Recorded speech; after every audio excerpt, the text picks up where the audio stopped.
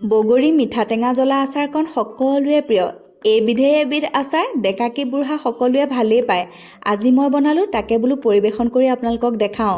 বগৰীখিনি সুন্দৰকৈ শুকুৱাই ল'লোঁ। শুকুৱাই লোৱাৰ পিছতে এতিয়া মাজে মাজে ফালি আকৌ এঘণ্টামান ৰ'দত দিম, যাতে মাজৰ অংশখিনি শুকাই আহে। কেৰাহীত আধা কাপমান তেল উতল আহিলত এতিয়া গেছটো কমাই ৰাখি কালজিৰা, চফ, শুকান জলকীয়া 4-5টামান টুকুৰা টুকুৰকৈ দিছোঁ, ৰঙা গুড়া আৰু দিছোঁ নিমখ। এইখিনি দিয়াৰ পিছতে সুন্দৰকৈ লৰাই ল'লোঁ। 1 মিনিটমান সময় ভাজি লোৱাৰ পিছতে এতিয়া দি দিম বগৰীখিনি। ৰ'দৰ পৰা অনা বগৰীখিনি দিয়াৰ পিছতে আকৌ ভালদৰে ভাজি থাকিম। গেছটো আমি কমাই ৰাখিব লাগিব। এতিয়া দিম গুড়।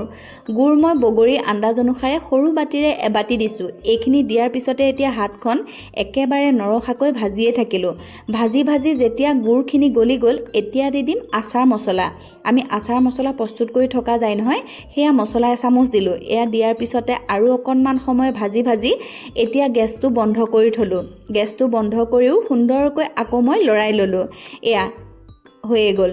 যদি আপোনালোকে বনোৱা নাই, এটি ভিডিঅ' চাই বনাব পাৰিব। নিশ্চয় সকলোৱে জানে আৰু সকলোৱে প্ৰিয়, নহয়নে? পৰিৱেশন কৰি আপোনালোকক দেখালোঁ। আজি এবাতি বনালোঁ, অৱশ্যে আৰু 2-3 বাৰ বনাব লাগিব। এইখিনিনো কি 3-4 দিনতে শেষ হ'ব।